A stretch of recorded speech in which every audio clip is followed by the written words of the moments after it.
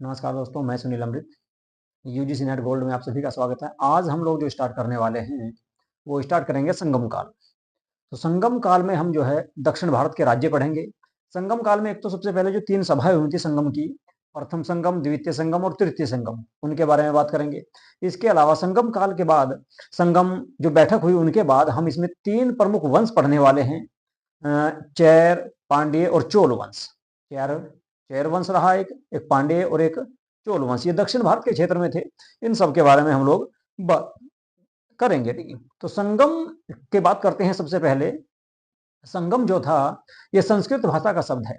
संगम शब्द जो है जिसका अर्थ होता है मिलन, मिलना। ठीक है, तो संगम जो शब्द है ये संस्कृत भाषा का शब्द है जिसका अर्थ होता है मिलन या मिलना या फिर समागम।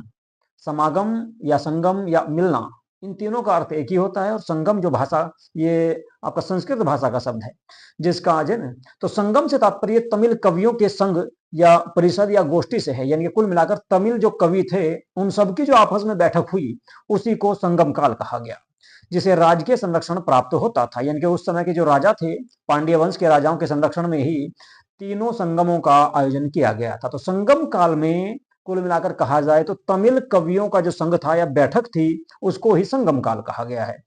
ये एक ऐसा टॉपिक है जहां से आपको यूजीसी नेट, टीजीटी, पीजीटी में अक्सर एग्जाम में क्वेश्चन देखने को मिलेगा। दक्षिण भारत के राजवंशों से भी क्वेश्चन आते हैं और संगम काल से भी आपको क्वेश्चन देखने को मिलेंगे। चैर, चोल और पांड्या, ये 3 ऐसे वंश थे जो दक्षिण भारत में संगम काल के अंतर्गत आते हैं। तो इन तीनों के बारे में ही आज हम लोग बात करने वाले हैं। पहले संगम काल के बारे में बात करेंगे। संगम काल की जो तीनों बैठक हुई उनके बारे में बात करेंगे और उन बैठकों में जिन ग्रंथों की रचना की गई, जिन पुस्तकों की रचना की गई, उनकी भी आज हम लोग बात करने वाले हैं, चर्चा करने वाले हैं। यदि आप लोग हमारे चैनल पर नए आए हैं और हमारे चैनल को यदि आप लोगों ने सब्सक्राइब नहीं किया है तो यूजीसी नेट गोल्ड के नाम से हमारे यूट्यूब चैनल को सब्सक्राइब अवश्य कर लें और वीडियो को लाइक तथा शेयर भी जरूर कर दिया करो भाई। ठीक है, चलिए जी, तो देखते हैं भाई। ठीक है, यह कृष्णा और तुंगभद्रा नदियों के तमिलकम प्रदेश में तमिल कवियों एवं विद्वानों का मिलन था। तो संगम काल जो कहा गया, वो संगम काल जो हुआ था, आपने नाम सुना होगा कृष्णा नदी का, जो कहां पर है, आंध्र प्रदेश के क्षेत्र में बहती है। महाराष्ट्र से निकलकर आंध्र प्रदेश, तेलंगाना वाले क्षेत्र से होकर बहती है और तुंगभद्रा भी उसी क्षेत्र में। तो इन दोनों के बीच का जो क्षेत्र था जिसे तमिलकम कहा गया, तमिलकम प्रदेश के नाम से जिसको जाना गया, तो उसमें ही तमिल कवियों का एक सम्मेलन हुआ जो 3 बार हुआ, अलग अलग 3 बार हुआ। उनके बारे में बात करेंगे। तो उसी को संगम काल या संगम बैठक या संगम परिषद या संगम संघ के नाम से जाना गया है। चलिए जी, 3री शताब्दी ईसा पूर्व से 3री शताब्दी ईस्वी के बीच, यानी कि 3री शताब्दी ईसा पूर्व बीसी से लेकर एडी तक, 3री शताब्दी ईसा पूर्व से लेकर 3री शताब्दी ईस्वी के बीच, यानी कि कुल मिलाकर कहा जाए तो ये कह सकते हैं आप इसमें कि लगभग आपका 3 बीसी से लेकर और 3री एडी तक ये जो संगम हुए थे, ये संगम आपको आयोजित होते रहे, ये बैठक आयोजित होती रही। संगम साहित्य का जो काल है, संगम साहित्य का काल रामशरण शर्मा की एक पुस्तक है, प्राचीन भारत। सबसे जो है इफेक्टिव ये बुक मानी जाती है प्राचीन भारत की।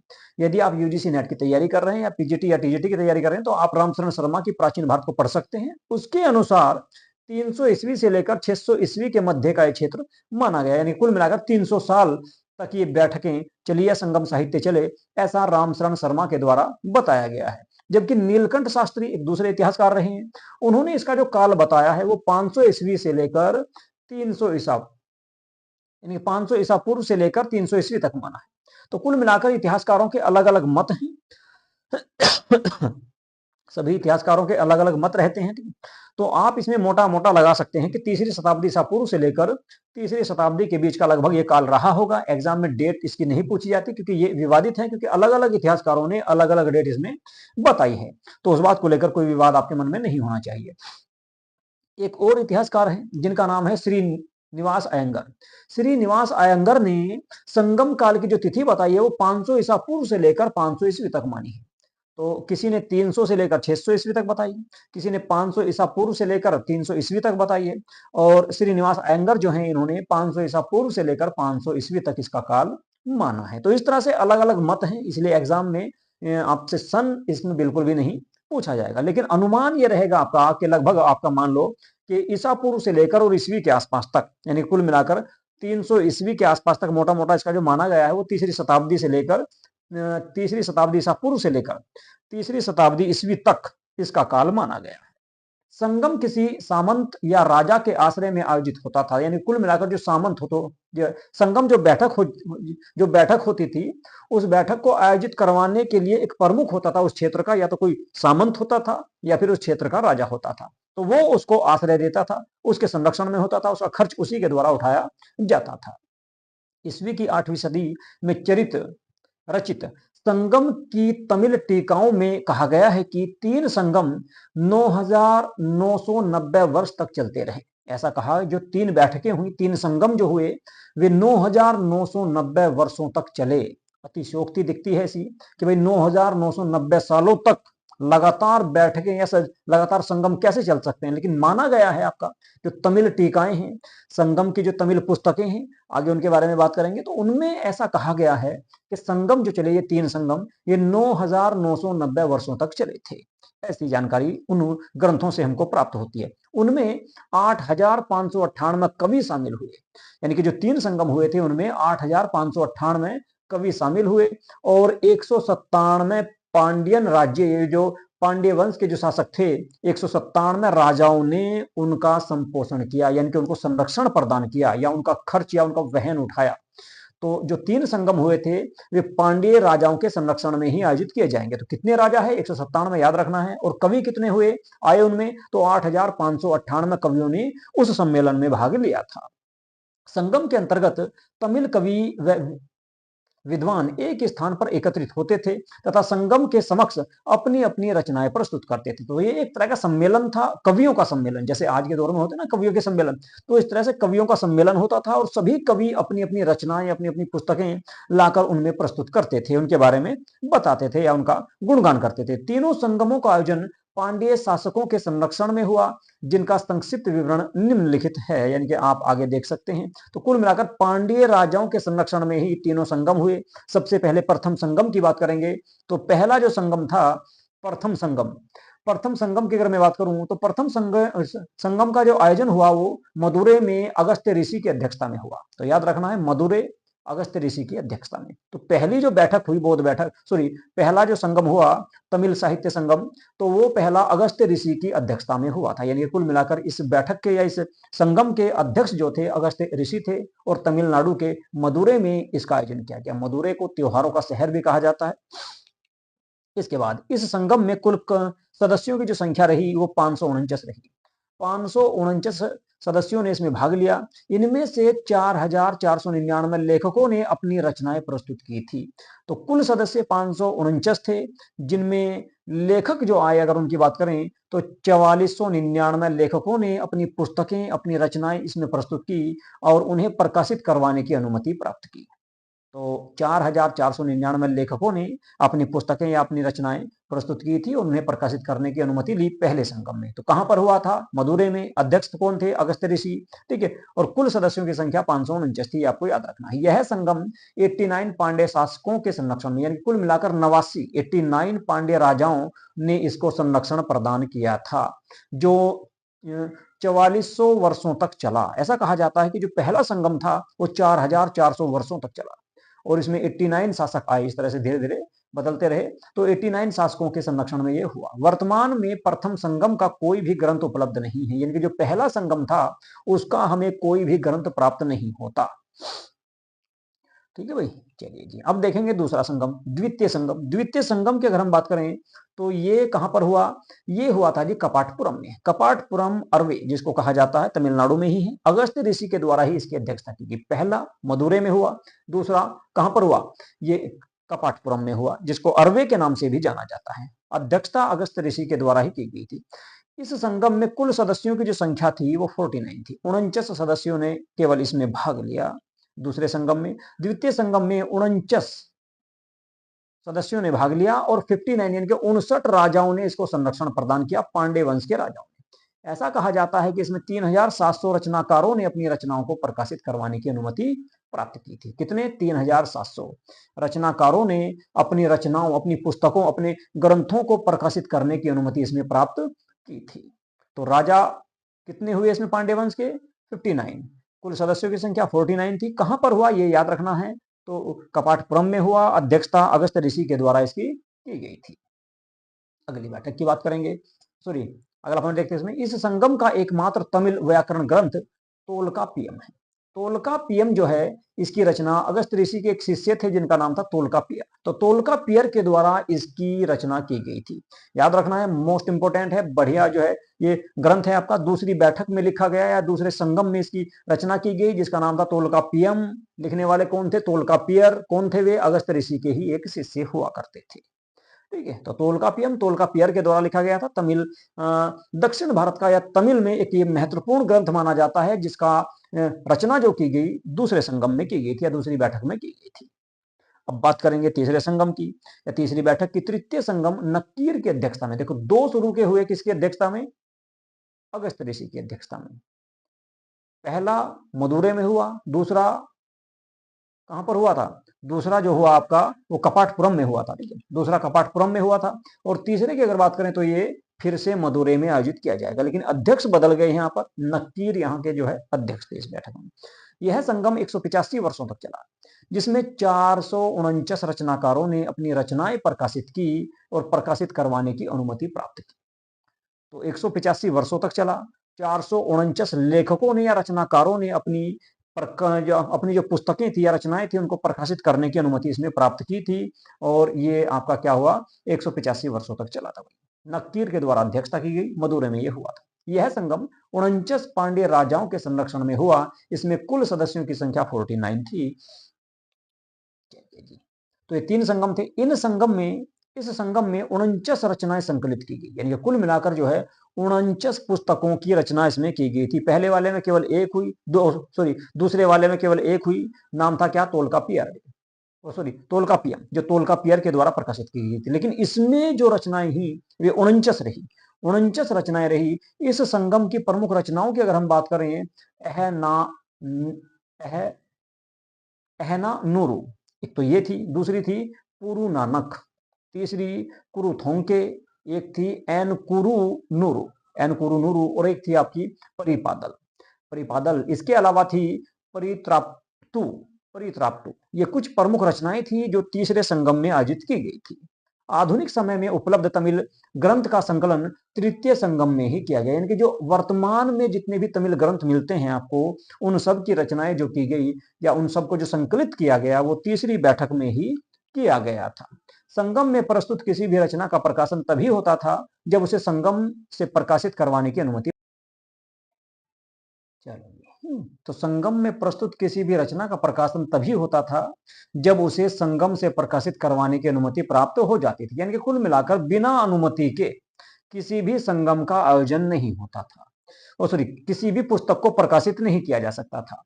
तो संगम में प्रस्तुत किसी भी रचना का प्रकाशन तभी होता था जब उसे संगम से प्रकाशित करवाने की अनुमति प्राप्त हो जाती थी। तो 3 संगम हुए, तीनों संगमों के बारे में हम लोगों ने बात की है। अब इसके बाद हम देखेंगे संगम काल से संबंधित जो आरंभिक राज्य थे। तो दक्षिण भारत के जो राज्य थे संगम काल के दौरान, उनके बारे में बात करते हैं। तो आरंभिक राज्यों की बात करें तो संगम साहित्य से प्राप्त जानकारी के अनुसार चोलों का राज्य उत्तर पूर्व में, चेर का राज्य दक्षिण पश्चिम में और पांड्य का राज्य दक्षिण पूर्व में अवस्थित था। इसका विवरण निम्न प्रकार है, आप लोगों के सामने अभी मैं दिखाऊंगा इनको एक नक्शे के, एक मैप के माध्यम से भी हम इसको देखेंगे। तो 3 आरंभिक राज्य कौन कौन से थे? सबसे पहले अगर हम बात करें चेर की, तो चेर जो है ये प्राचीन राज्य के उपनाम से प्रसिद्ध, चेर के नाम से बहुत ज्यादा प्रसिद्ध था ये। चोल की बात करें तो राज्य का प्रथम उल्लेख ऐत्रेय ब्राह्मण में प्राप्त होता है। इसके अलावा पांड्य की बात करें अगर पांड्यन की, तो पांड्य सबसे अधिक राज्य के उपनाम से, सर्वाधिक राज्य के उपनाम से प्रसिद्ध चोल राज्य का प्रथम उल्लेख अष्टाध्यायी में मिलता है। लेकिन पांड्य की अगर बात करें तो दक्षिण राज्य के उपनाम से प्रसिद्ध पांड्य राज्य का प्रथम उल्लेख इंडिका पुस्तक में मिलता है। चोल राज्य का सबसे पहले उल्लेख मिलेगा ऐत्रेय ब्राह्मण में। इसके अलावा अष्टाध्यायी पुस्तक में भी चोल राज्य का उल्लेख हमको मिलता है। लेकिन अगर पांड्य की बात करें तो पांड्य जो राज्य था इसकी जानकारी मिलती है हमको इंडिका पुस्तक से। इंडिका पुस्तक मेगास्थनीज के द्वारा लिखी गई थी, जो चंद्रगुप्त मौर्य के दरबार में एक राजदूत बनकर आया था।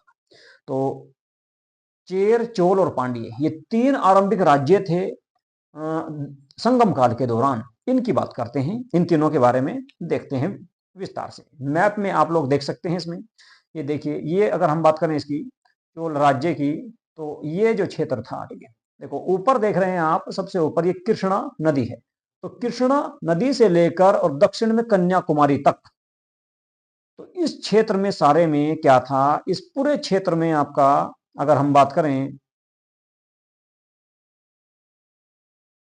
तो इस पूरे क्षेत्र में आपके ये 3 प्रमुख राज्य हुआ करते थे। कौन कौन से, इनके बारे में एक बार बात कर लेते हैं डिटेल से। आप लोगों को दिखाऊंगा मैं इसमें कहां कहां रहेगा। देखो ये जो क्षेत्र है आपका, यहां से, ठीक है, ये देख रहे हैं कावेरी नदी, ठीक है, ये जो आपका किरयूर, एयूर, पेरियार नदी है, ये आपका चेर राज्य है, ये क्षेत्र है आपका चेर राज्य का।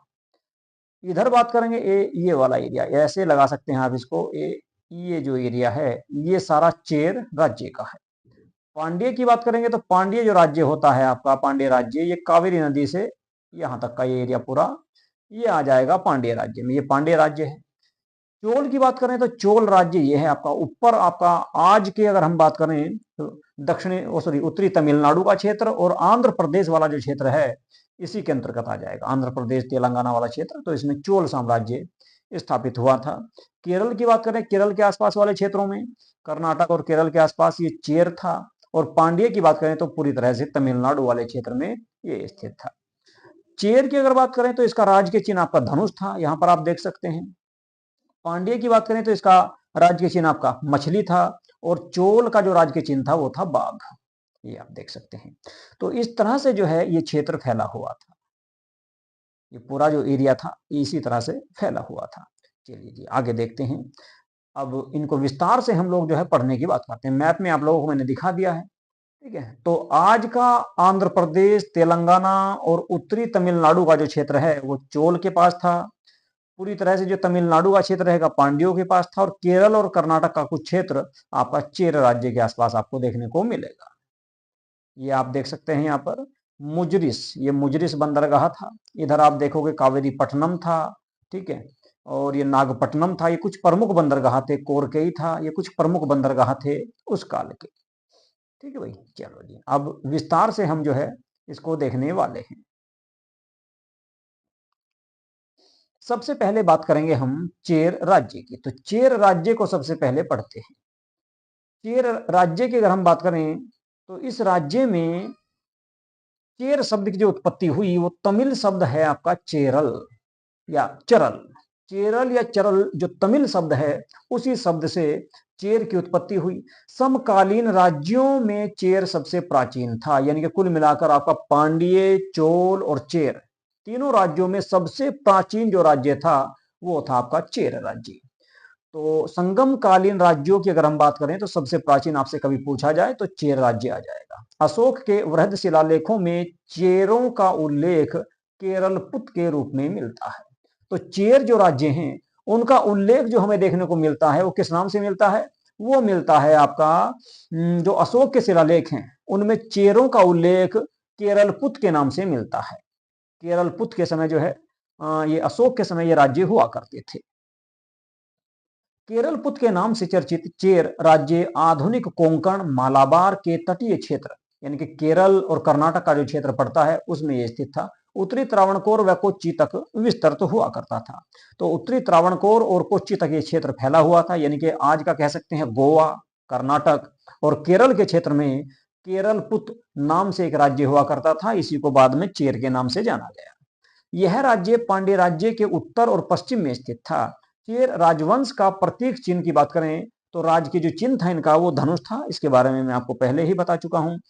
ईसा की आरंभिक सदियों में चेर क्षेत्र का महत्व चोलों और पांड्यों के लगभग बराबर था, यानी कि चेर जो राज्य था वो चोलों और पांड्य जो राज्य थे उनके बराबर ही इसको दर्जा प्राप्त था, महत्व था काफी इसका। इसके प्रमुख राजा हुए। तो चेर राजाओं को पर्वतीय देश का स्वामी या चेरलतन कहा जाता है। तो पर्वतीय देश का स्वामी या फिर चेरलतन किनको कहा जाता है, चेर राजाओं को कहा जाता है। इसके बाद चेर वंश के जो कुछ प्रमुख शासक थे उनके बारे में अब बात कर लेते हैं। तो चेर वंश के कुछ प्रमुख शासक कौन कौन से थे उनके बारे में बात करेंगे। चेर वंश के जो प्रमुख शासक हैं उनको देख लेते हैं। सबसे पहले बात करेंगे उदयन जेरन की। उदयन जेरन की अगर हम बात करें तो उदयन जेरन 130 ईस्वी में चेर वंश का प्रथम शासक था। वहां ऐसा कहा जाता है कि उसने महाभारत के युद्ध में भी भाग लिया था। महाभारत के युद्ध में भाग लेने वाले वीरों को भोजन इसके द्वारा करवाया गया था। सॉरी, महाभारत के युद्ध में भाग नहीं लिया, लेकिन महाभारत के युद्ध में जिन योद्धाओं ने भाग लिया था उन योद्धाओं, उन वीरों को भोजन इसके द्वारा करवाया गया था। यानी कि महाभारत का जो युद्ध हुआ उस युद्ध में कुल मिलाकर कह सकते हैं कि उस युद्ध के समय उदयन जेरन थे, इसलिए इसे महाभोजन या उदयन जेरन की उपाधि प्रदान की गई थी। इसके बाद शासक बने नेदुन जेरन आदान। नेदुन जेरन आदान, इनका नाम याद रखना। तो चेर वंश के प्रथम शासक उदयन जेरन थे। दूसरे शासक की बात करें तो नेदुन जेरन जेरल आदान या आदन इनका नाम था। इनके बारे में बात करेंगे। नेदुन जेरन आदान या आदन लगभग 155 ईसा पूर्व में मरंदे को अपनी राजधानी बनाता है और इसकी उपाधि जो है अधिराज की उपाधि इसने धारण की थी, ऐसी कुछ जानकारी प्राप्त होती है।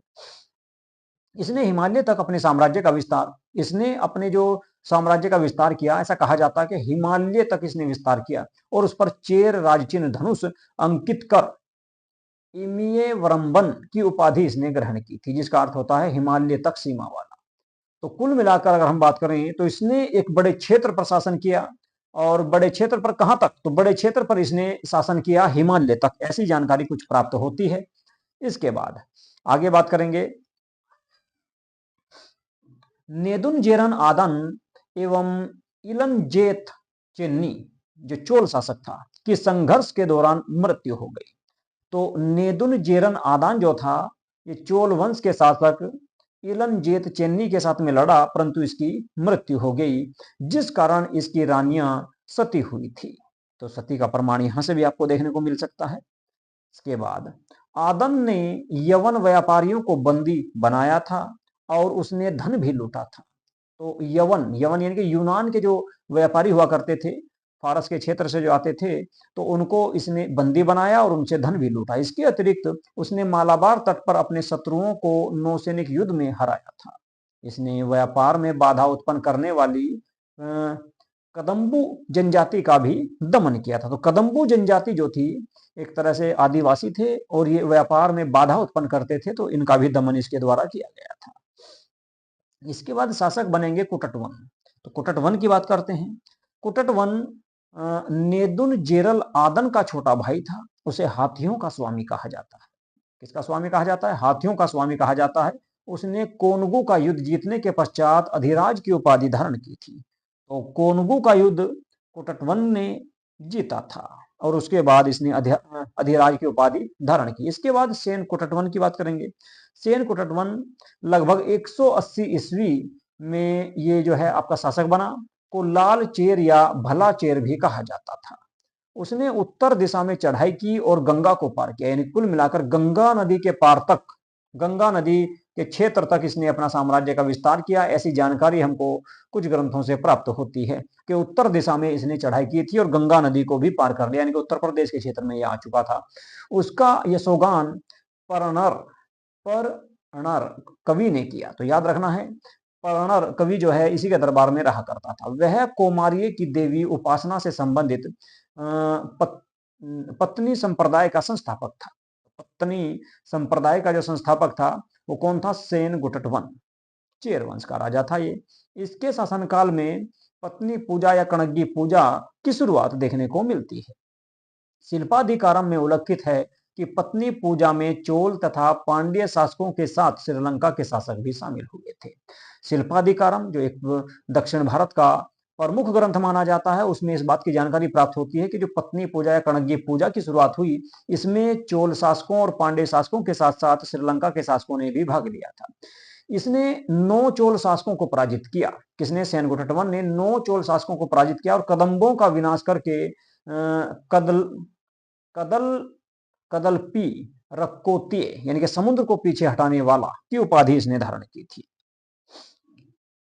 इसके बाद अगले शासक आएंगे पेरुंजेरल इरनपुरई। पेरुंजेरल इरनपुरई की बात करते हैं। तो 190 ईस्वी के आसपास इसने भी चोल शासक करिकाल का समकालीन इसको माना जाता है 190 ईस्वी के आसपास। इसने दक्षिण में गन्ने की खेती प्रारंभ की, यानी कि दक्षिण भारत में गन्ने की खेती का जो शुरुआत करने का जो श्रेय दिया जाता है वो पेरुन जेरल इरनपुरई को दिया जाता है। चोल वंश के चेर वंश के जो अंतिम शासक थे उन्हें से कहा जाता है। चोल वंश के अंतिम शासक से लगभग 210 ईस्वी में इन्होंने शासन किया। ये अंतिम शासक माने जाते हैं, जिसे पांड्य शासक नेडुंजेलियन ने पराजित किया था। तो नेडुंजेलियन ने चेर वंश के अंतिम शासक जिसका नाम से था उसको पराजित किया और उसके बाद ये आपका चेर वंश का अंत हो गया था। तो 210 ईस्वी के आसपास चेर वंश का अंत हो गया था, ऐसी जानकारी हमको कुछ प्राप्त होती है। अब बात करेंगे चेर वंश के बाद पांड्य राजा। पांड्य राजाओं के बारे में पढ़ लेते हैं, उसके बाद चोल वंश के राजाओं को पढ़ेंगे। चोल वंश में काफी प्रसिद्ध राजा हुए और काफी लंबी सीरीज उसमें आपको देखने को मिलेगी। अक्सर एग्जाम में भी चोल वंश से क्वेश्चन देखने को मिलते हैं। चलिए जी, पांड्य से तात्पर्य प्राचीन प्रदेश से है। पांड्य राज्य प्रायद्वीपों में सुदूर दक्षिण और दक्षिण पूर्वी भाग में स्थित था। इसमें आधुनिक तमिलनाडु के तिनवेली, रामनद तथा मदुरा जिले शामिल थे। पांड्यों की राजधानी मदुरै हुआ करती थी। मदुरै में ही आपका पहला और दूसरा संगम भी हुआ था, जबकि दूसरा कपाटपुरम में हुआ था। इसका प्रतीक चिन्ह की अगर हम बात करें तो एक प्रकार की मछली थी। तो पांड्य राजाओं की जो प्रतीक चिन्ह हुआ करता था वो मछली होती थी। मेगस्थनीज ने पांड्य राजा का उल्लेख माबर नाम से किया है। जो मेगस्थनीज इंडिका के जो लेखक हैं उन्होंने पांड्य राज्य के जो उल्लेख किया है, जानकारी जो दी वो माबर राज्य के नाम से दी है। यह राज्य मोतियों के लिए बहुत अधिक प्रसिद्ध था। यहाँ स्त्रियों का शासन था। ऐसा कहा जाता है कि पांड्य वंश की जो राजा हुआ करती थी वो कोई महिला होती थी। तो संगम साहित्य से ज्ञात होता है कि पांड्य राज्य धनवान और समृद्ध था, काफी धनी था, काफी संपन्न था ये राज्य। पांड्य राजाओं को रोमन साम्राज्य के साथ व्यापार में लाभ होता था। तो रोमन साम्राज्य के साथ पांड्य राजा व्यापार क्या करते थे जिसमें इनको बहुत अधिक लाभ होता था। तो इसीलिए एक समृद्ध और संपन्न राज्य हुआ करता था। ईसा की आरंभिक सदियों में तमिल परिषदों में संस्कृत साहित्य में जो संगम साहित्य नाम से विख्यात है, इसमें पांड्य राजाओं का उल्लेख है, किंतु उनमें से कोई क्रमबद्धता नहीं है। किंतु उनमें कोई क्रमबद्धता यानी क्रमबद्ध रूप से देखने को नहीं मिलता। लेकिन जो तीन संगम हुए ऐसा जानकारी प्राप्त होती है कि तीनों संगमों का जो प्रश्रय किया या भार जो उठाया, वहन जो उठाया, जो खर्च उठाया वो पांड्य राजाओं ने ही उठाया था। पांड्य राज्य के कुछ प्रमुख शासक थे, उनके बारे में बात करेंगे। सबसे पहले बात करेंगे नेडियोन की। नेडियोन की अगर मैं बात करूं तो नेडियोन का अर्थ होता है लंबा आदमी। संगम कालीन साहित्य के अनुसार यह पांड्य राजवंश का प्रथम शासक था। तो पहला शासक जो संगम साहित्य है उन पुस्तकों में ऐसी जानकारी मिलती है कि पांड्य वंश का जो पहला राजा था उसका नाम था नेडियोन। तो नेडियोन जो है संगम वंश का पहला राजा था, पांड्य वंश का पहला राजा था। नेडियोन ने पहरुली नदी को अस्तित्व प्रदान किया, यानी कुल मिलाकर पहरुली नदी का जो विकास किया वो नेडियोन ने किया। और समुद्र की पूजा भी इसी के द्वारा शुरू करवाई गई थी। तो समुद्र पूजा की शुरुआत करवाई गई और पहरुली नामक नदी जो है वो इसी के काल में अस्तित्व में आई थी। ऐसा कुछ जो है हमको जानकारी प्राप्त होती है। पलसाली मुदुडुमी अगले शासक बनेंगे। इनके बारे में थोड़ा देख लेते हैं। वेलविडु की दानपत्र के अनुसार यह पांड्य वंश का प्रथम ऐतिहासिक राजा था, यानी कि प्रमुख राजा था कह सकते हैं। पालसाले का अर्थ होता है अनेक यज्ञशालाएं बनवाने वाला। इसने अनेक यज्ञ किए, ऐसी जानकारी हमको प्राप्त होती है इतिहास के कुछ स्रोतों से। अगले शासक रहेंगे नेडुंजेलियन। नेडुंजेलियन की अगर हम बात करें तो नेडुंजेलियन पांड्यन शासकों में सबसे ज्यादा विख्यात रहा। उसकी प्रसिद्धि की अगर बात करें तलैया लंगानम के युद्ध में हुई।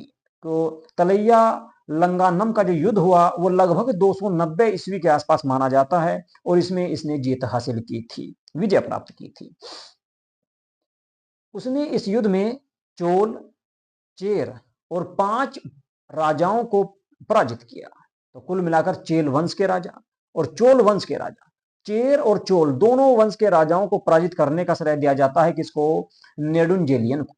नेडुंजेलियन ने इन दोनों वंशों के राजाओं को पराजित किया और चेर वंश का जो अंतिम शासक था जिसका नाम था से, हाथी की आंख वाला, को बंदी बना लिया था। यानी कि कुल मिलाकर चेर वंश का जो अंतिम राजा था उसको बंदी बनाया जिसका नाम था से का अर्थ होता है हाथी की आंख वाला। तो इसको पराजित किया और इसको बंदी बनाया। इस युद्ध में विजय के पश्चात तलेंग तलेंगानम की उपाधि इसने धारण की। तलेंगानम का जो युद्ध हुआ, इस युद्ध को जीतने के बाद इसने तलेंगानम की भी उपाधि धारण की थी। उसने रोमन सम्राट ऑगस्टस के दरबार में अपना दूत भेजा था। तो रोमन का जो सम्राट हुआ करता था उस समय ऑगस्टस, उसके दरबार में भी इसने अपना एक राजदूत भेजा था, ऐसी जानकारी हमको प्राप्त होती है। नक्कीर तथा मामुंडी मरुदन जैसे प्रसिद्ध कवियों ने नेहुजेलियन पर काव्य रचना की, यानी कि इसके जो है इस पर अनेक पुस्तकें लिखी जो पत्तु पात्र में संकलित है। मदुरै कांची नामक रचना में नेहुजेलियन को कुशल राजा या कुशल शासक बताया गया है। किसमें? नेहुजेलियन नामक ग्रंथ में। इसके बाद बात करें, पांड्य राजा की राजधानी जो हुआ करती थी वो मदुरै हुआ करती थी। मदुरै के बारे में हम लोग पहले भी चर्चा कर चुके हैं। पांड्य राज्य की राजधानी मदुरै नेहुजेलियन के समय में व्यापारिक और सांस्कृतिक क्रियाकलापों का प्रमुख केंद्र बन गया था तथा उसने वैदिक धर्म को बढ़ावा दिया तथा अनेक यज्ञ भी करवाए थे। अनेक यज्ञ भी करवाए इसके द्वारा भाई। उसने 2 पड़ोसी राज्यों तथा 5 सामंतों के समूह पर विजय प्राप्त की। 2 पड़ोसी राज्य कौन कौन से थे? चेर और चेर और चोल, इन दोनों पर विजय प्राप्त की। इसके अलावा 5 सामंती शासकों को भी इसने पराजित किया था, जिस बात की जानकारी हमको मिलती है शिल्पाधिकारम की। शिल्पाधिकारम जो पुस्तक है, शिल्पाधिकारम की रचना इसी के शासनकाल में हुई थी और उसमें भी इस बात की जानकारी हमको प्राप्त होती है। इसी के शासनकाल में शिल्पाधिकारम के नायक कोवलन को चोरी के आरोप में फांसी दे दी गई थी। शिल्पाधिकारम जो पुस्तक है उसके जो नायक हैं, उसके जो कलाकार हैं, मुख्य कलाकार, वो हैं कोवलन, और कोवलन को चोरी के आरोप में फांसी दे दी गई थी। किसके काल में? इसी के काल में भाई, नेहुजेलियन के काल में। इसी संगम काल का अंतिम पांड्य शासक की अगर बात करें तो नेल्लिव कोडन जो है, नेल्लिव कोडन पांड्य वंश का अंतिम शासक माना जाता है, जिसका उल्लेख नतनार की कविता में मिलता है। तो नतनार की जो कविताएं हैं उन कविताओं में इसकी जानकारी मिलती है। ठीक है जी, चलिए इसके बाद अगला जो वंश रहेगा वो रहेगा चोल वंश या चोल राज्य। तो चोल राज्य की बात करते हैं। अब चोल राज्य को डिटेल से पढ़ने का प्रयास करते हैं, तो चोल राज्य के बारे में देखेंगे। चलिए तो करते हैं चोल राज्य को स्टार्ट।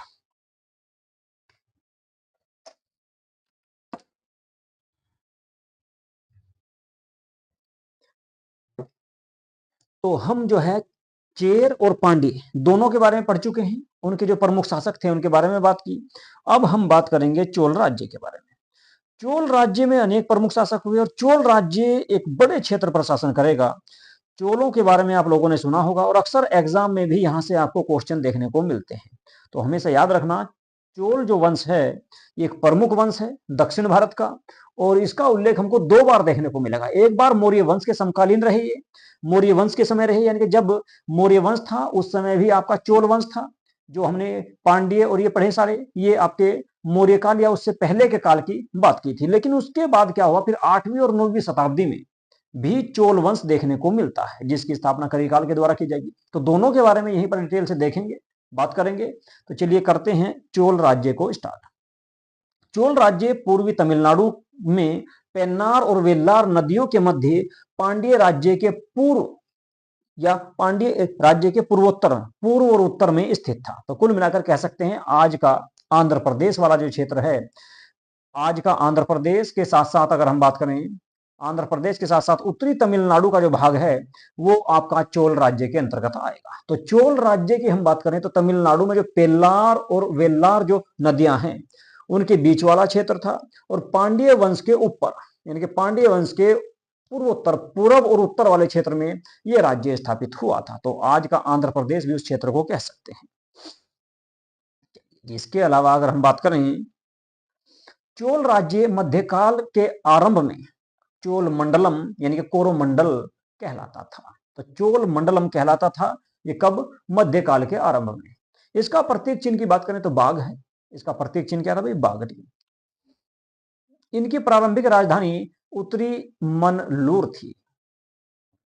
जो चोल वंश के राजा थे, इनकी शुरुआती जो राजधानी हुआ करती थी वो थी आपकी उत्तरी मनलूर। उत्तरी मनलूर इनकी राजधानी हुआ करती थी। और चोलों की अन्य राजधानियों की बात करें तो उरेयूर, तंजावुर और पुहार इनकी राजधानी रही है, समय समय पर बदलती रही है। सबके बारे में बात करेंगे। उरेयूर राजनीतिक सत्ता का केंद्र था। पुहार या कावेरी पट्टनम की अगर हम बात करें तो ये एक प्रमुख बंदरगाह था और इसने राजधानी के रूप में भी इस शहर को विकसित किया गया था। तो कावेरी पट्टनम को ही पुहार कहा जाता था। तो कावेरी पट्टनम का प्राचीन नाम क्या था? पुहार था, जो चोल वंश के राजाओं की राजधानी भी रही। इसके अलावा उरेयूर, तंजावुर और सबसे पहले जो राजधानी थी इनकी उत्तरी मनलूर के नाम से उसको जाना जाता था। उरेयूर जो सूती कपड़ों के व्यापार के लिए प्रसिद्ध था, यहाँ का सूती कपड़ा सांप की केंचुल जैसा पतला हुआ, जो सांप की जो केंचली होती ना, सांप की केंचली के समान पतला हुआ करता था। तो उरेयूर में सूती कपड़े के लिए बहुत प्रसिद्ध रहा है क्षेत्र।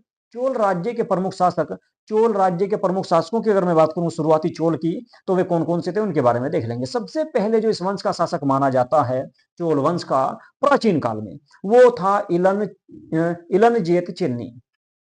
इलनजेत चन्नी को सबसे पहला शासक माना गया चोल वंश का मौर्य काल के समय। इलनजेत चेन्नी चोल वंश का प्रथम शासक था। उसने अपनी राजधानी उरेयूर में स्थापित की थी।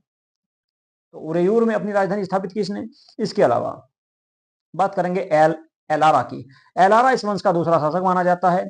ईसा पूर्व दूसरी शताब्दी के मध्य चोल राजा एलारा ने श्रीलंका पर विजय प्राप्त की और एलारा ने श्रीलंका पर लगभग 50 वर्षों तक शासन किया, ऐसी भी जानकारी प्राप्त होती है।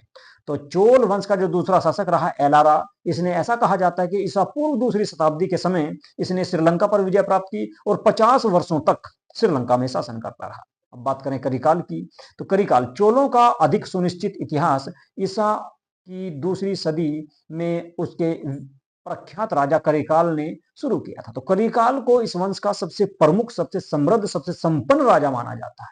तो करिकाल की बात करते हैं भैया। करिकाल प्रारंभिक चोल राजाओं में सबसे अधिक महत्वपूर्ण शासक था। इसका काल लगभग 190 ईस्वी के आसपास माना जाता है।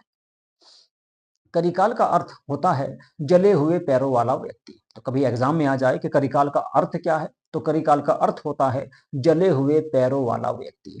और इसको चोल वंश का संस्थापक भी माना जाता है या वास्तविक संस्थापक भी माना जाता है।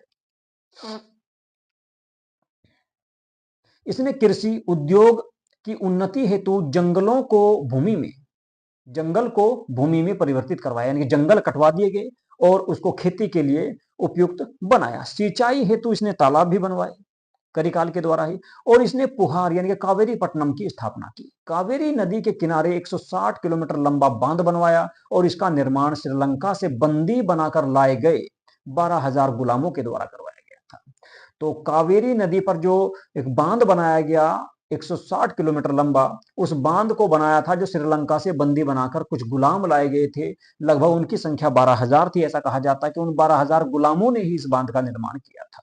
ब्राह्मण मतानुयायी होने के कारण करिकाल ने इस धर्म को राजकीय संरक्षण प्रदान किया। यानी कुल मिलाकर ये ब्राह्मणवादी था और ब्राह्मण धर्म को ही, ब्राह्मण समाज को ही इसने सबसे अधिक बढ़ावा या संरक्षण प्रदान किया।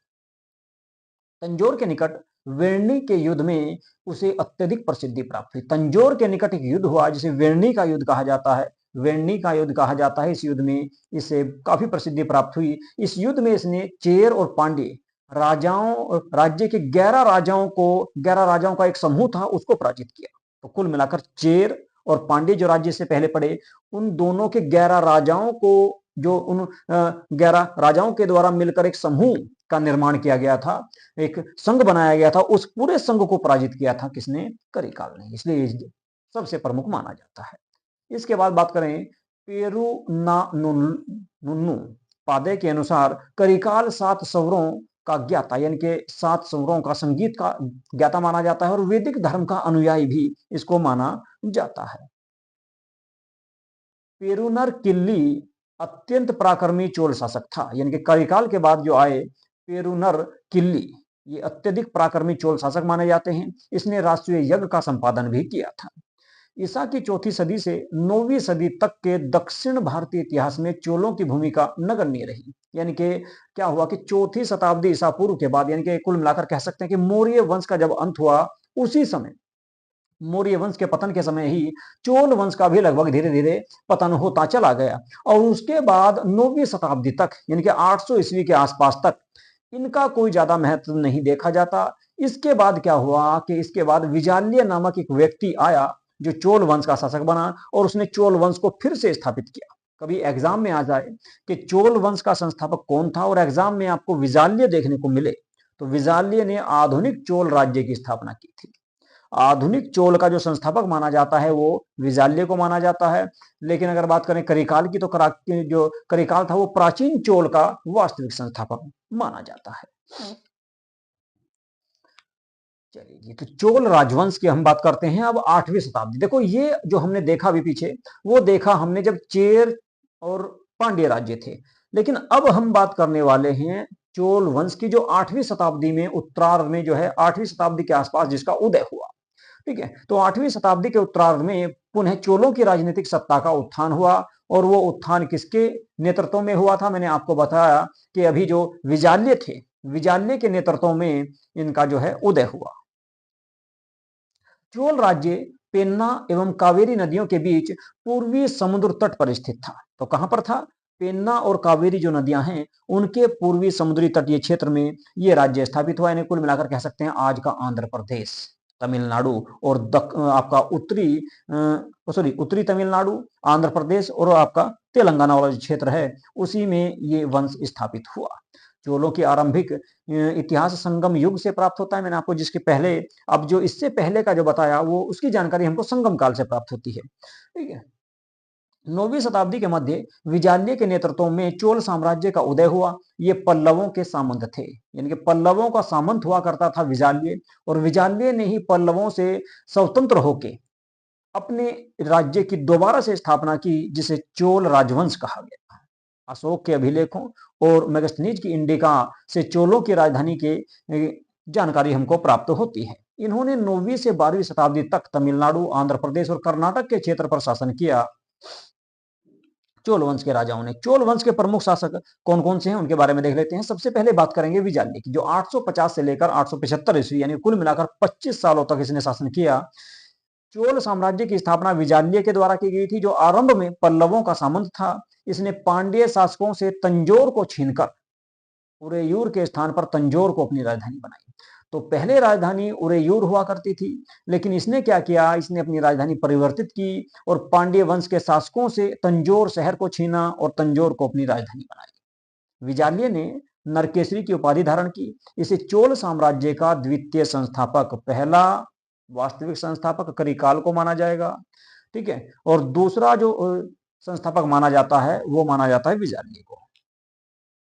इसके उत्तराधिकारी की बात करें तो आदित्य प्रथम आए, जो 875 से लेकर 907 ईस्वी तक जिसने शासन किया।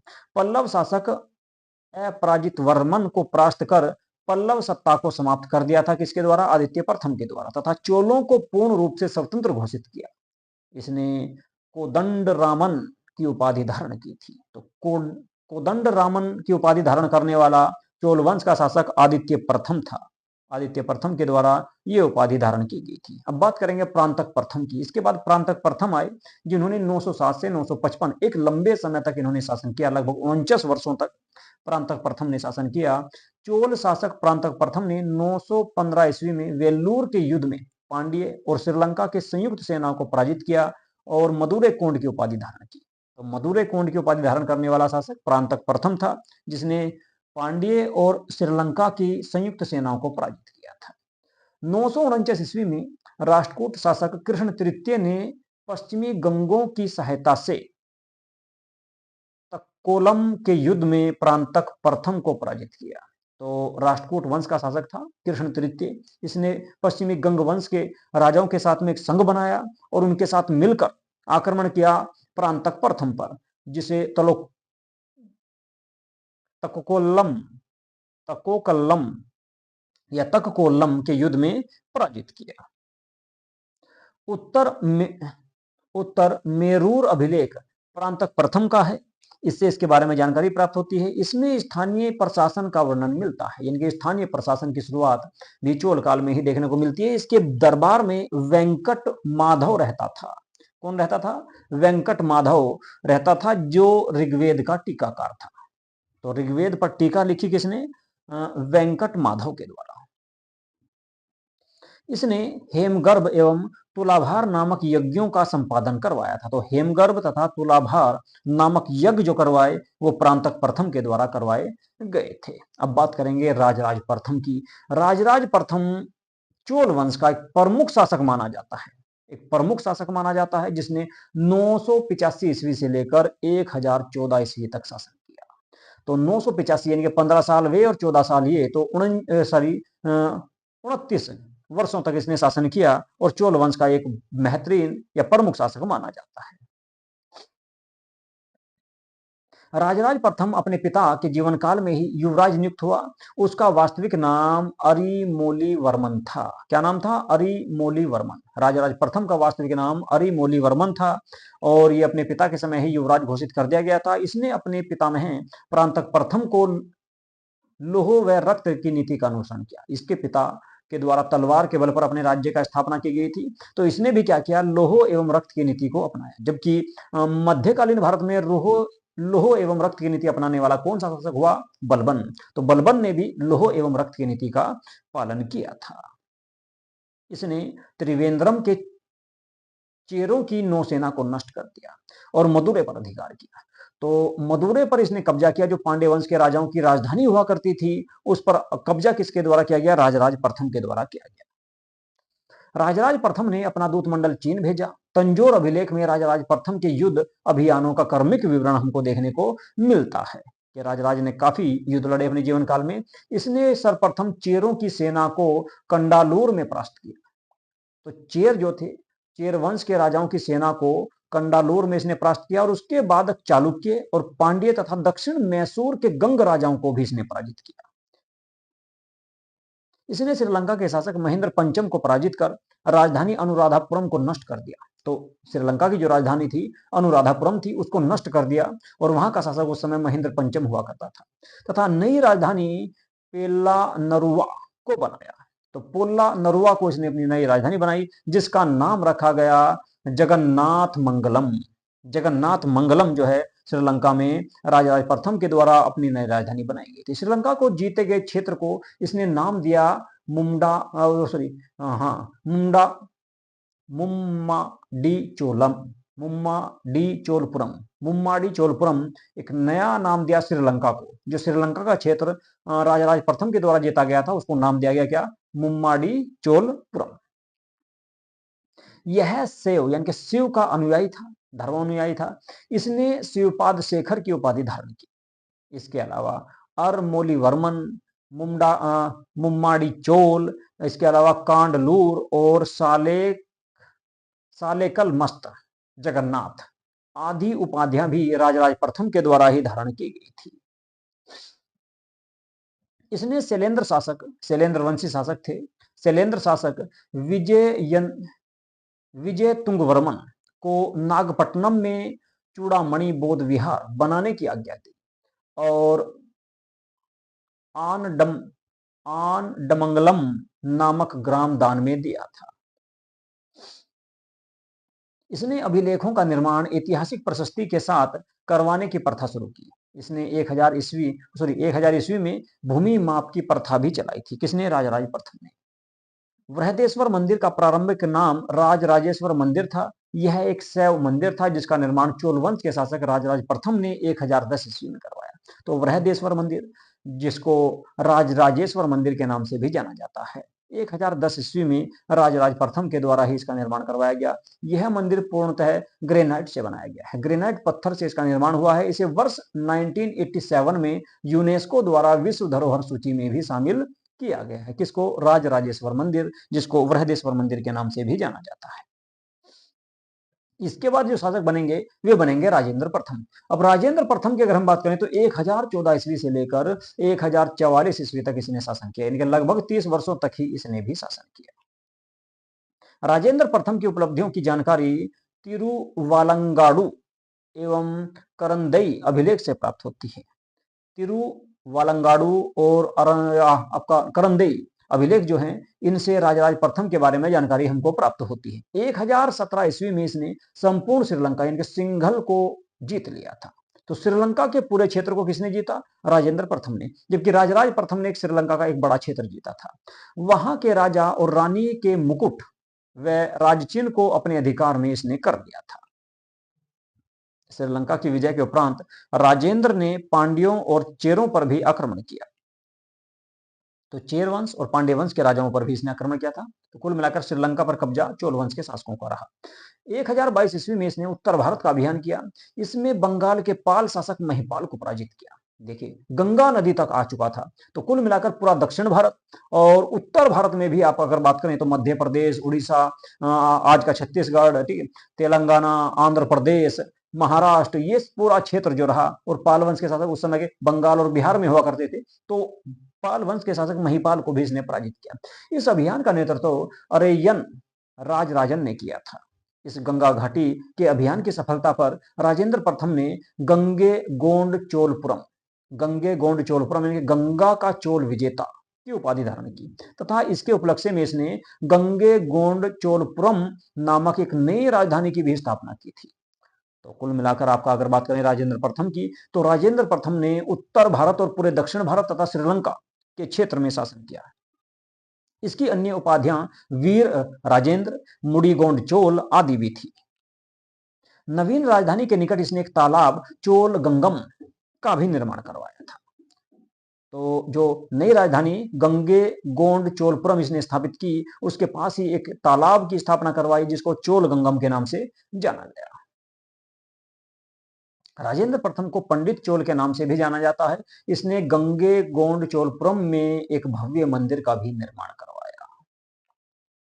इसने 1015 से लेकर 1033 ईस्वी के बीच में चीन दूत मंडल भेजा, यानी कि चीन में अपने दूत मंडल भेजे। राजेंद्र प्रथम की सबसे अधिक महत्वपूर्ण विजय 1035 ईस्वी में कदारम, आधुनिक केदह के श्री विजय साम्राज्य के विरुद्ध थी। तो श्री विजय साम्राज्य के क्षेत्र को इसने जीता। ये सबसे महत्वपूर्ण विजय इसकी मानी जाती है। और ये क्षेत्र कहां पर था? तो श्री विजय साम्राज्य की बात करें तो मलाया प्रायद्वीप, सुमात्रा, जावा के निकटवर्ती द्वीपों तक विस्तृत था। यानी कुल मिलाकर इंडोनेशिया पर भी इसने जीत हासिल की। यहाँ के शैलेंद्र वंशी शासक ने विजय तुंग वर्मन को पराजित किया था। तो कुल मिलाकर हम बात करें, श्री विजय साम्राज्य तमिलनाडु के क्षेत्र में था। सॉरी, कहां पर भाई बताया था यार, मलाया, सुमात्रा द्वीप, ठीक है, ये पढ़ेंगे इंडोनेशिया, सॉरी, ठीक है। तो इंडोनेशिया के क्षेत्र में भी, यानी कि इंडोनेशिया, श्रीलंका और भारत का बहुत बड़ा क्षेत्र चोलों के अधीन रहा राजेंद्र प्रथम के समय। तो राजेंद्र प्रथम की अगर हम बात करें तो चोल वंश का सबसे प्रतापी, सबसे प्रमुख शासक इसको कहा जा सकता है इन जीतों के आधार पर। इस विजय से चोलों का पूर्वी जगत में व्यापार आसान हो गया था। इनके चीन तक ये लोग व्यापार करने लगे थे। शैलेंद्र ने नागपट्टनम में बौद्ध विहार बनवाया तथा इसके अनुरोध पर राजेंद्र प्रथम ने विहार के व्यय हेतु एक गांव भी दान में दिया था कि भाई इस विहार का जो खर्च चलेगा वो इस गांव से चलेगा। राजेंद्र प्रथम के सबसे महत्वपूर्ण अभियान कलिंग और बंगाल विजय रही। तो बंगाल के क्षेत्र को जीता, उड़ीसा कलिंग को जीता, यानी कुल मिलाकर गंगा नदी तक इसने अपने साम्राज्य को, चोल साम्राज्य को स्थापित किया था। ऐसी जानकारी हमको प्राप्त होती है राजेंद्र प्रथम के बारे में। इसके समय में नौसेना में सर्वाधिक विकास हुआ और वी ए स्मिथ ने इसे दक्षिण का नेपोलियन कहा। देखो, भारत का नेपोलियन समुद्रगुप्त को कहा है इसने। भारत का जो नेपोलियन कहा गया है वो समुद्रगुप्त को कहा गया है, लेकिन दक्षिण का नेपोलियन किसको कहा जाता है? तो राजेंद्र प्रथम को कहा जाता है, जो चोल वंश का सबसे प्रमुख शासक था। ठीक है भाई, अब बात करेंगे राजाधिराज प्रथम, जो 1044 से लेकर 1052 ईस्वी तक जिसने शासन किया था। तो इसके बारे में देख लेते हैं। पश्चिमी चालुक्य शासक सोमेश्वर को परास्त किया इसने, और विजय राजेंद्र तथा वीराभिषेक की उपाधि इसने धारण की थी। इसके बाद इस विजय के उपलक्ष्य में इसने अश्वमेध यज्ञ किया, जो प्राचीन भारत में अंतिम एग्जाम्पल माना जाता है, अंतिम उदाहरण माना जाता है। तो राजाधिराज प्रथम जो थे वे अंतिम राजा माने जाते हैं जिन्होंने अश्वमेध यज्ञ किया प्राचीन भारत में। ठीक है, चोल वंश का राजा था। पश्चिमी चालुक्य शासक सोमेश्वर की हम बात करें तो सोमेश्वर प्रथम के साथ 1055 ईस्वी में और दूसरी बार कोप्पम की लड़ाई हुई, जिसमें राजाधिराज मारा गया, और वहीं युद्ध भूमि में राजेंद्र द्वितीय का राज्याभिषेक हुआ। जो इसका पुत्र था उसने, राजेंद्र सेकंड ने जो है सत्ता संभाली। तो राजेंद्र द्वितीय की बात करें तो 1052 से लेकर 1064 ईस्वी तक ये सत्ता में रहा। राजाधिराज की मृत्यु के पश्चात राजेंद्र द्वितीय गद्दी पर बैठा या शासक बना और इसने राजकेसरी की उपाधि धारण की। तो इसके द्वारा राजकेसरी की उपाधि धारण की गई थी। चलिए आगे देखेंगे कुलोत्तुंग प्रथम, जो 1070 ईस्वी से लेकर 1122 ईस्वी, एक लंबे समय तक यानी कि 30 और 20 55 यानी कि 52 सालों तक इसने शासन किया। इसके काल में चोल चालुक्य वंश का शासन आरंभ होता है। तो चोल चालुक्य वंश का जो शासन शुरू होता है कुलोत्तुंग के समय ही शुरू होता है। इसके काल में, एक मिनट,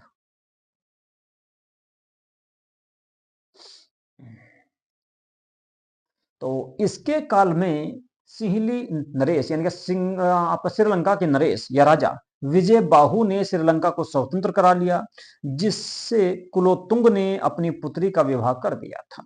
तो कुलोत्तुंग के काल में ही चोल चालुक्य वंश की स्थापना हुई, या शासन आरंभ हुआ।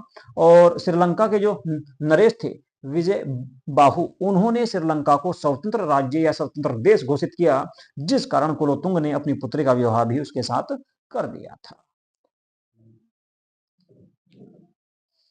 इसने 1077 ईस्वी में 72 व्यापारियों का दूत मंडल चीन भेजा और वैष्णव संत रामानुज इसके समकालीन थे, जिन्हें इसने राज्य से निकाल दिया था। तो वैष्णव संत रामानुज जो बाद में उत्तर भारत आ गए थे, वो इसी के समकालीन थे, कुलोत्तुंग प्रथम के ही, और इसने उसे अपने राज्य से निकाल दिया था। करों को हटाने के कारण कुलोत्तुंग प्रथम को सुंगम तरवित कहा जाता था। अपने शासन के अंतिम वर्षों में कुलोत्तुंग प्रथम ने कलिंग के विरुद्ध 2 बार अभियान किए, और इसके कलिंग अभियान का उल्लेख जो मिलता है आपको कलिंग तुरपणी नामक महाकाव्य में मिलता है। इसके लेखक जय गणोद्दार जो है कलिंग तुरपणी नामक महाकाव्य के लेखक थे भाई। ऐसी जानकारी हमको प्राप्त होती है। अब बात करेंगे विक्रम चोल की। विक्रम चोल ने 1122 ईस्वी से 1135 ईस्वी तक शासन किया था। 1122 से 1135 ईस्वी तक इसने शासन किया। अब उसके बारे में देख लेते हैं एक बार थोड़ा सा, क्योंकि अब चोल वंश अपने पतन की ओर चल रहा है। इसने चिदम्बरम के नटराज मंदिर का पुनरुद्धार करवाया और उपाधि ली त्याग समुद्र की। तो विक्रम चोल ने त्याग समुद्र की उपाधि धारण की और चिदम्बरम के नटराज मंदिर का भी निर्माण बाद में इसने पुनरुद्धार करवाया या उसकी मरम्मत करवाई। कुलोत्तुंग द्वितीय 1135 से लेकर 1150 ईस्वी तक रहे। ये चिदम्बरम मंदिर में स्थित गोविंदराज की मूर्ति को समुद्र में इसने गिरवा दिया था। तो चिदम्बरम जो मंदिर था, जिसकी स्थापना दोबारा से विक्रम चोल के द्वारा करवाई गई, उसमें जो गोविंदराज की मूर्ति थी उसको इसने समुद्र में फेंकवा दिया। इसके बाद राजेंद्र तृतीय आए, जो 1250 से लेकर 1279 ईस्वी तक गद्दी पर बैठे। यह चोल वंश का अंतिम शासक था और 1279 ईस्वी में मारवर्मन कुलशेखर पांड्य ने चोल राज्य को जीत लिया, जिसके साथ चोल वंश का अंत हो गया, चोल वंश समाप्त हो जाता है। तो राजेंद्र तृतीय चोल वंश के अंतिम शासक थे। प्रथम शासक मैंने आपको बताया कि चोल वंश के वास्तविक संस्थापक किसको माना जाता है, करिकाल को माना जाता है, लेकिन द्वितीय चोल वंश का संस्थापक विजाल्य को माना जाता है और चोल वंश का अंतिम शासक राजेंद्र तृतीय को माना जाता है। और चोल वंश का सबसे प्रमुख शासक की बात करें तो राजराज प्रथम और राजेंद्र प्रथम जो रहे, ये चोल वंश के प्रमुख शासक रहे। अब चोल काल की कुछ कला और संस्कृति के बारे में बात कर लेते हैं। तो चोल कालीन कुछ कला और संस्कृति को एक बार थोड़ा सा देख लेते हैं डिटेल में, उसके बाद फिर ये क्लास जो है हमारी समाप्त हो जाएगी। चलिए जी, तो चोलों के अंतर्गत मंदिर बनवाने की द्रविड़ शैली, जिसका प्रारंभ पांड्य व पल्लवों ने 7वीं व 9वीं शताब्दी के बीच में किया था, शीर्ष पर पहुंच गई। यानी कि द्रविड़ शैली की शुरुआत पांड्य और पल्लव वंश के राजाओं के द्वारा की गई, परंतु ये शैली अपने चरम पर जो पहुंची वो चोल काल में पहुंची। चोल काल में इस शैली का सबसे ज्यादा विकास हुआ। गर्भगृह के ऊपर एक के बाद एक कई मंजिलों का निर्माण इस शैली की मुख्य विशेषता थी। गर्भगृह जहां पर ईश्वर की या देवता की मूर्ति स्थापित की जाती है, उसके ऊपर कई प्रकार की मंजिलें बनाई गई, उसी को द्रविड़ शैली कहा गया। ये मंदिर 5 से 7 मंजिल तक होते थे तथा ये एक विशेष शैली से बने होते थे, जिन्हें विमान शैली भी कहा जाता था। द्रविड़ शैली के मंदिरों का आरंभिक उदाहरण कांचीपुरम का कैलाश मंदिर माना जाता है। तो कैलाश मंदिर जो है कांचीपुरम का सबसे प्रमुख इनमें माना जाता है, द्रविड़ शैली का जो आरंभिक उदाहरण मिलता है। मंदिर स्थापत्य का एक अन्य उदाहरण गंगे गोंड चोलपुरम का मंदिर भी देखने को मिलता है हमको। चोल मंदिर निर्माण कला की मुख्य विशेषताएं थी वर्णाकार या ऊंचे विमान, मंडप, गोपुरम, कलापूर्ण स्तंभों से युक्त वृहत सदन आदि इसमें प्रमुख देखने को मिलते हैं। तो गोपुरम क्या होता है? गोपुरम होता है मंदिर का दरवाजा। मंडप जो एक मूर्ति के सामने, विशेष मूर्ति के सामने एक मंडप सा बना दिया जाता है और ऊंचे ऊंचे विमान, इनके ऊंची ऊंची जो है इसमें इमारत देखने को मिलती है। तंजौर से प्राप्त नटराज शिव की कांस्य मूर्ति के अतिरिक्त पार्वती, स्कंद, कार्तिकेय और गणेश की भी प्रतिमा या मूर्तियां हमको देखने को मिलती हैं। नटराज की प्रसिद्ध प्रतिमा कुंभकोणम के नागेश्वर मंदिर में बृहदेश्वर मंदिर की दीवारों पर अजंता की चित्रकला का प्रभाव देखने को मिलता है। चोल काल में मंदिर और ग्राम महासभाएं शिक्षा की प्रमुख व्यवस्था थी। तो शिक्षा की प्रमुख व्यवस्था जो की गई थी वो कहां कहां पर की गई थी उसके बारे में मैं आपको बता दूं। देखिए, चोल काल में मंदिरों में शिक्षा दी जाती थी, इसके अलावा ग्राम सभाएं होती थी, महासभाएं, वहां पर शिक्षा व्यवस्था दी जाती थी, यानी कि शिक्षा प्रदान की जाती थी। विद्यार्थियों को निःशुल्क शिक्षा दी जाती थी और शिक्षा का माध्यम स्थानीय भाषा यानी कि तमिल न होकर संस्कृत था, ये आपको याद रखना है। दक्षिण भारत के क्षेत्र में देखो प्राचीन काल में भी, आज वे जो है आज दक्षिण भारत के लोग हिंदी का विरोध करते हैं, संस्कृत का विरोध करते हैं, लेकिन प्राचीन काल में चोल वंश के समय दक्षिण भारत के क्षेत्र में भी तमिल की शिक्षा नहीं दी जाती थी बल्कि संस्कृत भाषा में शिक्षा दी जाती थी। इस काल में संस्कृत और तमिल भाषा का सबसे अधिक विकास हुआ या प्रगति हुई। राजराज प्रथम ने राजराजेश्वर नाटकम और राजराजा विजयम ग्रंथ लिखे। तो राजराज प्रथम जो थे इस वंश के प्रमुख शासक माने गए। उसके बाद फिर राजेंद्र प्रथम आए थे जो सबसे शक्तिशाली रहे। तो राजराज प्रथम ने राजराजेश्वर नाटकम और राजराजा विजयम नामक 2 ग्रंथ लिखे थे। चोलों का युग तमिल संस्कृति का स्वर्ण काल माना जाता है। तो चोल काल में तमिल भाषा का सबसे ज्यादा विकास हुआ और उसके साथ साथ संस्कृत का भी इसमें विकास हुआ था। कुलोतुंग प्रथम की अगर मैं बात करूं तो कुलोतुंग प्रथम के राजकवि जय गोंदार ने कलिंग तुप्पणी तथा दरबारी सेक्किलार ने पेरिये पुराणम की रचना की। तो पेरिये पुराणम किसकी थी? सेक्किलार की थी। कुलोतुंग के दरबार में रहता था और एक इसका राजकवि था जिसका नाम था जय गोंदार ने कलिंग तुप्पणी की स्थापना की थी। कुलोतुंग तृतीय के संरक्षण में कंबन ने तमिल रामायण की रचना की। तो तमिल रामायण की जो रचना की गई थी वो कंबन के द्वारा की गई जो कुलोतुंग तृतीय के दरबार में रहता था। ठीक है भाई, तो ये कुछ प्रसिद्ध आपके साहित्य थे जो चोलों के थे, चोल काल में थे। ठीक है, तो आज हमने जो इस क्लास में देखा है, हमने एक तो आपका संगम काल देखा। संगम काल में 3 संगम हुए। प्रथम संगम मदुरै में हुआ, दूसरा संगम कपाटपुरम में हुआ और दोनों की जो अध्यक्षता की गई वो किसके द्वारा की गई थी? दोनों की जो अध्यक्षता की गई वो किसके द्वारा की गई थी? ये भी आपको ऑप्शन में जो ना उसमें कमेंट बॉक्स में आप लोगों को बताना भाई। ठीक है, बताया था मैंने आप लोगों को कि किसके द्वारा इनकी जो है अध्यक्षता की गई थी। ठीक है, इसके अलावा तीसरा जो संगम हुआ वो मदुरै में हुआ और इसकी अध्यक्षता मैं आपको बता देता हूं नक्कीर के द्वारा की गई थी। तो ये भी आपको याद रखना है। तो 3 संगम पढ़े, इसके बाद हमने चेर वंश पढ़ा, तो इसके बाद हमने पांड्य वंश पढ़ा और चोल वंश।